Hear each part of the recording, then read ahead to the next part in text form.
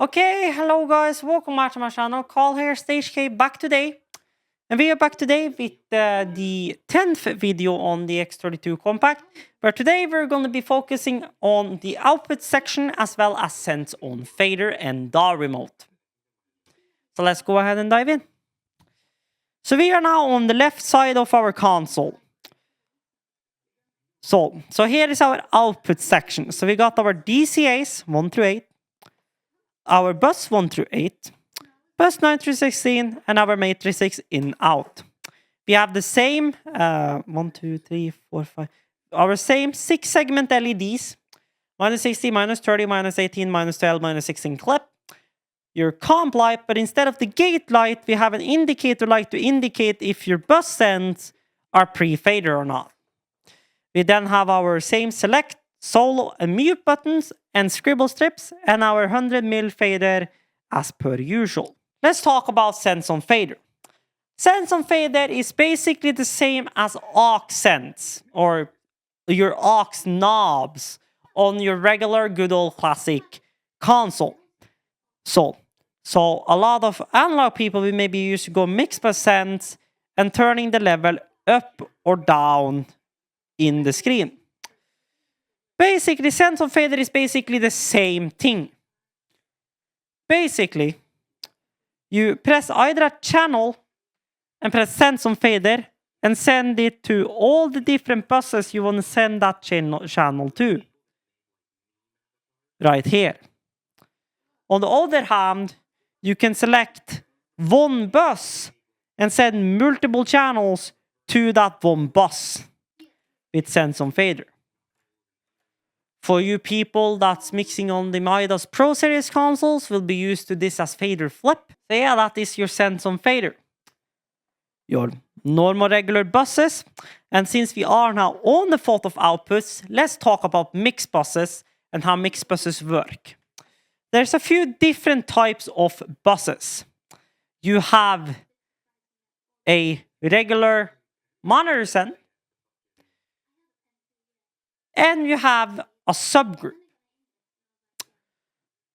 which behave kind of differently. So, you can set them as input plus low cut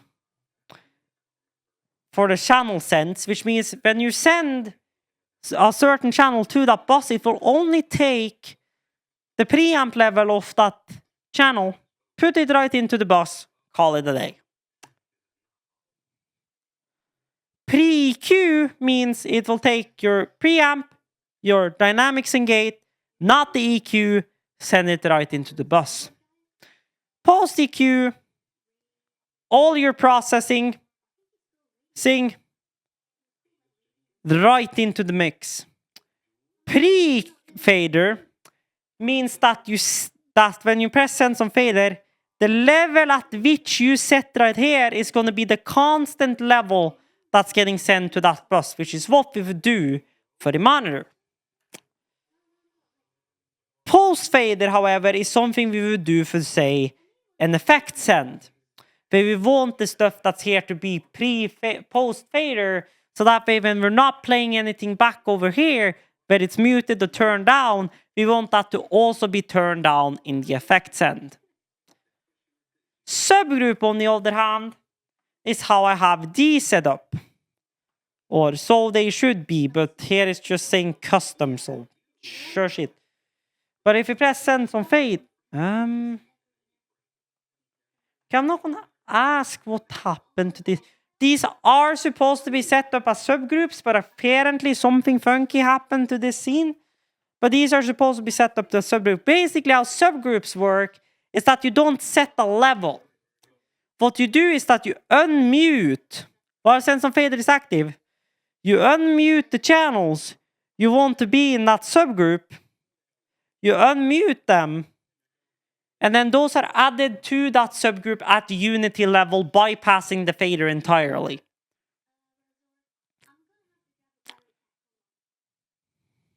Then you have your matrices, which is basically multiple main or master sends.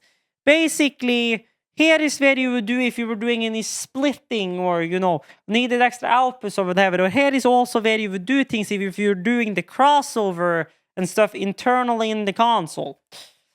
So to show you an example here, I'm going to go my main array left, right. So you can see I have a high cut here, which is an LR and Linkfritz Riley minus 24 octave high cut crossover.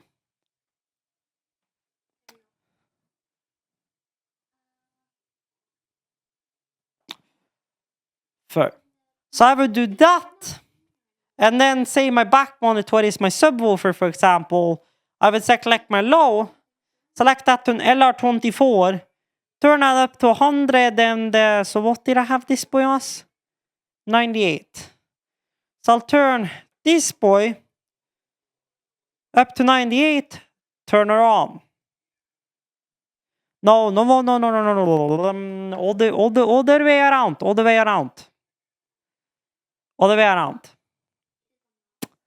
the way around. Yoink.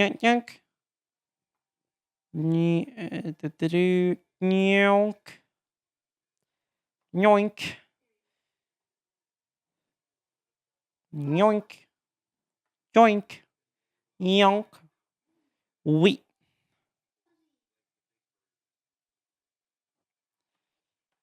There we go. Now that's correct.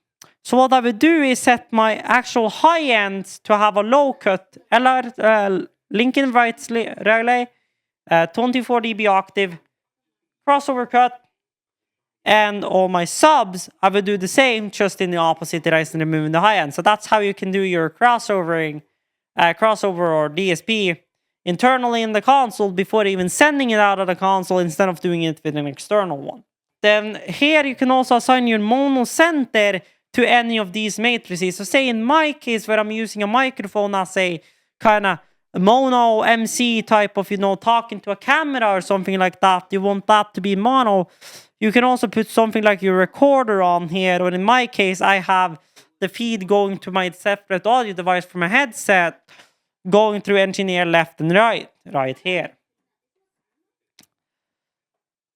Then I think it's about time we talk a little bit about DCA groups and include that in this video as well. So DCA group stands for digitally controlled amplifiers, and it's not to be mistaken with subgroups. They're kind of like subgroups, but in a whole different way. In a subgroup, so say my drum mix bus, for example, I combine all my drums into here. They all get sent into here. And here I adjust the overall level of this bus output into the mains. Whilst with my DCA for my drums, it's the same as me taking. So say I have all my drums here set to some kind of config, just something random. Me moving this fader up or down means the same as me taking all my 3 fingers on these faders and moving them up and down. So this one is actually moving the level of all of these, which then in turn is getting sent into my drum mix bus, rather than what's getting sent to my drum mix bus and the overall level of that going out to the main PA. So that's the thing to differentiate between. Now how you assign things to a DCA is that you hold the select button and then just press select of whatever thing you want to add into your DCA.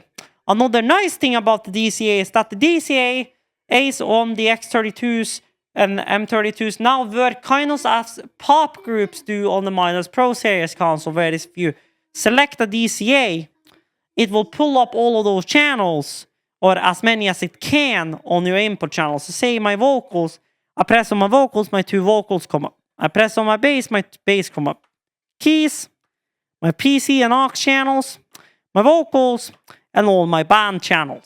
So that's how your DCA works. And most of the time, your DCAs will start out at Unity. And then from there on, you will adjust them accordingly. So say say you have multiple guitars leading, for example, sample or playing, and then they're all going to do a solo. Instead of turning up, say, 2 or 3 different guitars, all you do is turn up the acoustic guitar DCA. The same if the drummer is going to do a solo, you turn up the drum DCA. And vice versa with the rest of this. And now, you see I have a vocal and a band DCA. The reason why I have both a band and a vocal DCA is because first I have my vocal and my band all going in here, but then they go into these two, which is a master group or a master DCAs for all my vocals and all my instruments and drums and whatever. Basically what I can do with this is that I can lower the band in certain low parts of the song and then raise the band up at certain peaks of the song to create a more dynamic atmosphere when the band is playing. So say we come to a lower part in the song, I'll turn down the band a bit. Not by much, I'm talking like maybe 3 dB, 4 dB.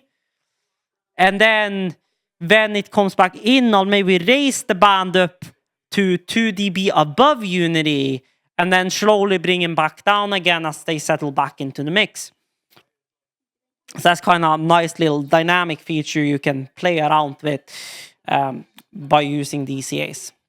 So yeah, I'm gonna then say thank you guys for watching this video. Last video did not have an outro, but that was because of how short it was. Thus, we have now covered pretty much everything on this console now, besides from the actual console screen itself. So the next couple of videos is going to be diving into a couple different pages. Some pages will be combined, some pages will have their separate video, and then comes the video where we're going to be doing a virtual sound check through this console. And then that's going to be the last video I'm going to record tonight. And then later on, there will be some other videos, probably not of the same production quality as we have going on in these last couple of videos, but I like where we're going to be showing off AES-50 connectivity, where I'm going to borrow a DL32 to demonstrate that, and stuff like that. So, thanks for watching, stay tuned and stay awesome, and stay chaotic.